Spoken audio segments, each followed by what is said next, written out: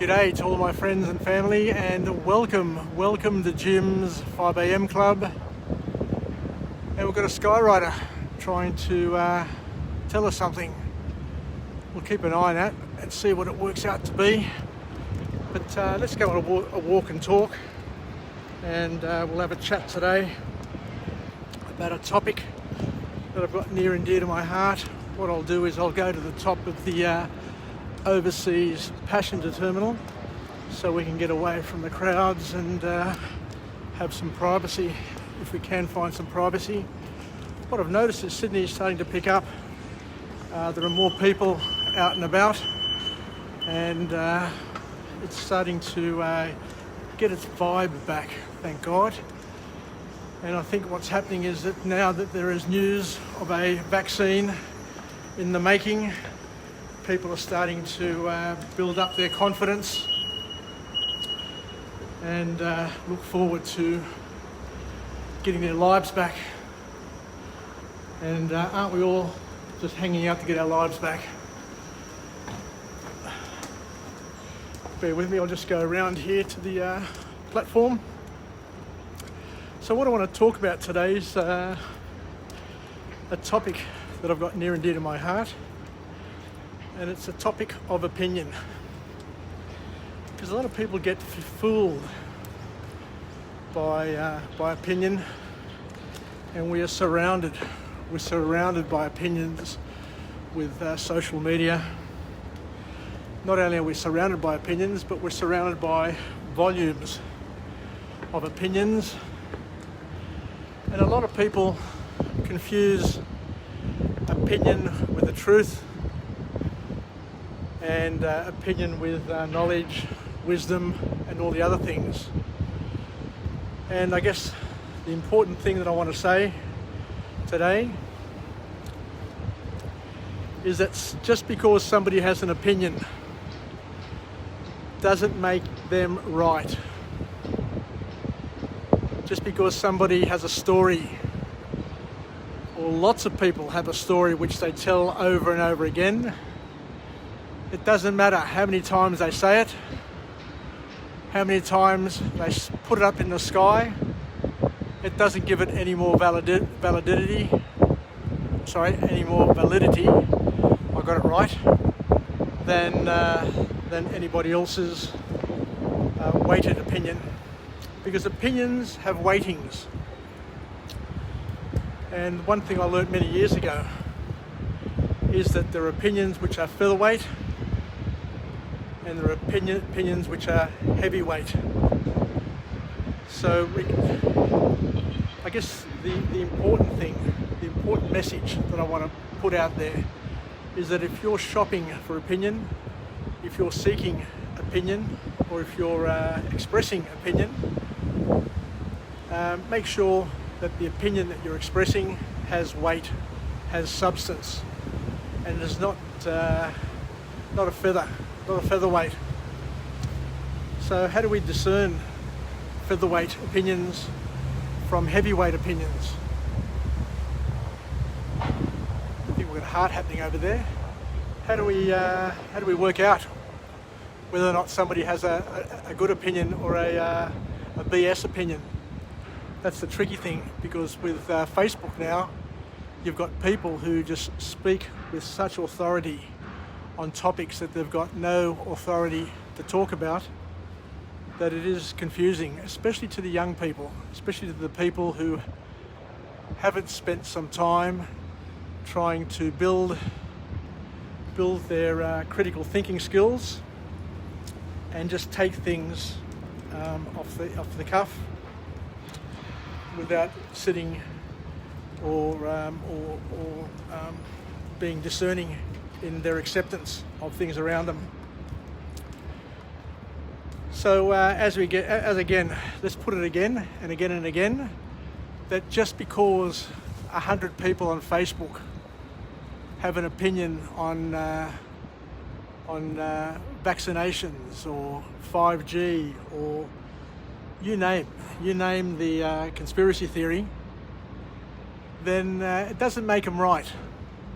Remembering that volume of opinion amongst people who are of the same mindset doesn't make them right. It doesn't make them the guards or the guardians of truth. And we learn this over the years. We learn this with time, to take radical thought, extremist thought with a grain of salt, because there are confirmation biases out there. People catch onto a story, get onto a story, they learn it rote, it's easy for them to understand, it triggers their interests because they've got a certain way of thinking or a certain belief system, and it caters to their fears, and it caters to their sense of alarmism. When it's all said and done, all the fears, the majority of the fears that people talk about, that people worry about, will never ever come to fruition. If they did, then nobody would smoke, nobody would drink, nobody would take alcohol, nobody would hang glide, nobody would surf, nobody would swim in the ocean, you name it. Nobody would reach the moon, nobody would play rugby league, because otherwise we're going to get injured, we're going to break our necks and kill ourselves because of the fears. And we're surrounded by fearmongers. Just recently I received an SMS from a friend of mine about a story that was written in the paper by some financial writer, talking about the rally that we're currently experiencing with the share market. It's dubbed the COVID-19 vaccine rally, and she was saying that it was a fake rally, and the market will crash, and all of those sorts of things. And I sat down and read it and said to myself, first and foremost, she's somebody in the media, so she wants to create fear, uncertainty and doubt in order to stroke her ego and to sell or to have more clicks, more readership. And then I sat and thought, I said, well, at the end of the day, would Warren Buffett listen to this advice? Would Warren Buffett act on her opinion? And I said to myself, probably not. So we're going to be surrounded. You're going to be surrounded with people who have opinions about everything. When I was a young bloke and I was into my gambling, I'd go to the race courses. I'd go to race courses after race course. I'd go to the horses, the dogs, the trots, you name it. I was everywhere. And the most important lesson I learned is that racing is all about opinion. And when you've got a race which has 24 horses, 24 owners or more, or should I say 24 connections, 24 jockeys, 24 strappers, 24 media consultants, then you're going to have lots of opinion. And the other thing that I learned is that every race needs to have a favourite. Every race needs to have one horse or two horses who are considered to be the favourite, the one that is most favoured to win the race. But the other thing that I learned, the most important thing of all that I learned, was that even though the strappers, the owners, the jockeys, commentators, and a whole host of other connections tell you that their horse is going to win, what I learned was nobody really knows. And I remember somebody saying, well, look, everybody knows that this horse is supposed to win, but does the horse know it needs to win or it's supposed to win?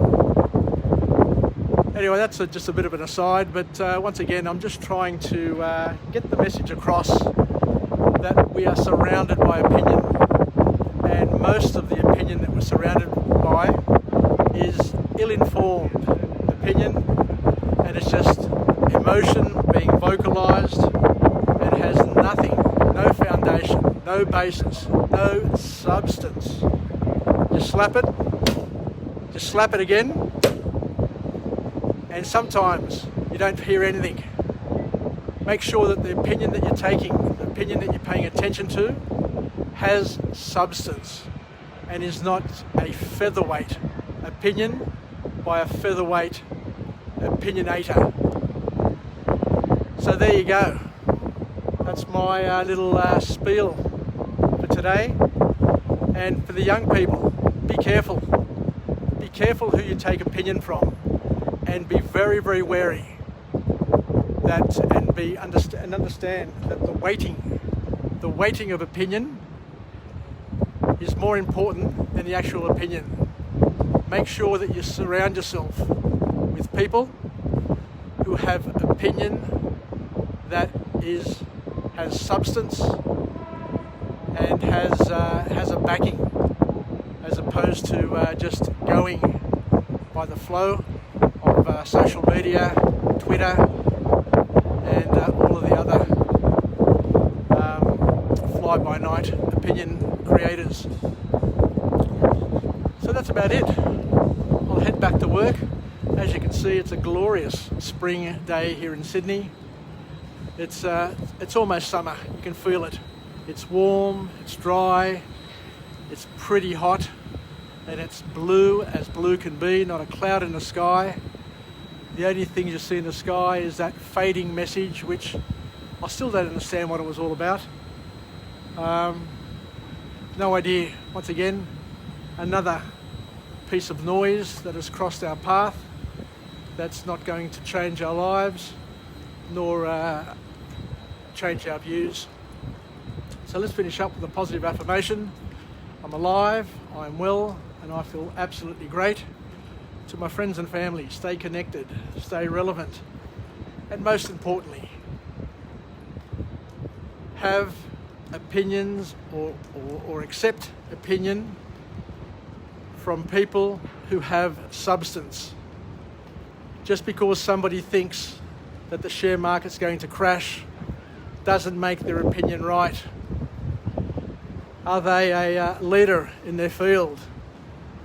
Do they have researchers supporting their views? And most importantly, do they have a bloody track record? A lot of people, if you just question their opinion, or if you look back after a year at their Facebook posts, you'll be able to see whether or not they got a track record or not.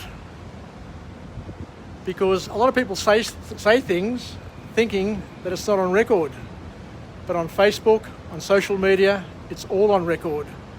So you can easily go back and check what they said to what has transpired, and then you're able to understand that they're more of an attention seeker rather than somebody who is out there trying to empower people, help them grow, develop, and become the best version they can of themselves. Anyway, I'm heading back to work.